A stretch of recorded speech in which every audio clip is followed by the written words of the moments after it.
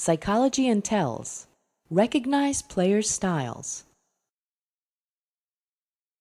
The style of play refers to a pattern of actions made by a player. There are two basic style dimensions, passive-aggressive and loose-tight. These two dimensions create 4 general styles.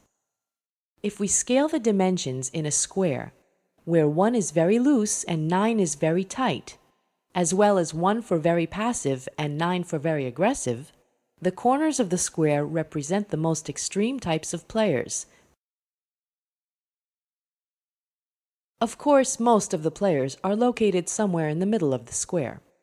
First, we'll explain how to recognize the style, and then we'll explain how to play against these extremes. You should adjust your game according to the type of player you're playing with. The player types.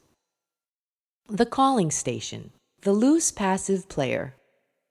We call a player a calling station if he tends to check and call a lot and rarely bets or raises.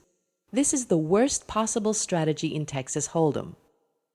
In Texas Hold'em, you should be patient and fold many of your starting hands, and you should play aggressively when actually playing a hand.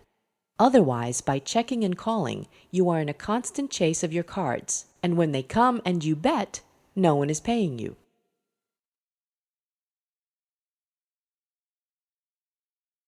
The maniac, the loose aggressive player. The maniac tends to play many hands and plays them aggressively. He takes many risks, bluffing even when chances are he'll get called. Sometimes he overbets, and usually it takes less than a minute to spot this kind of player. The rock, the tight passive player.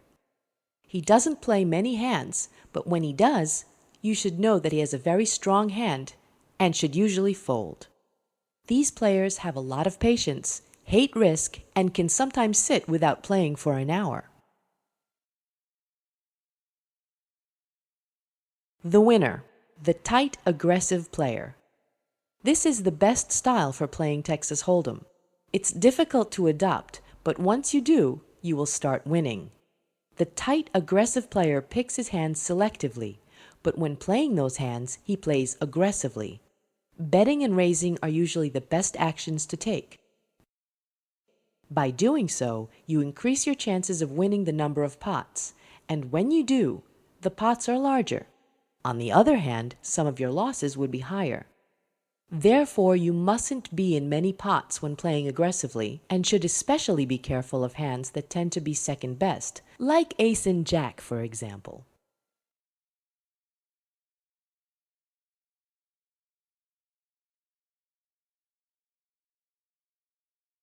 Learn and share Texas Hold'em videos for free.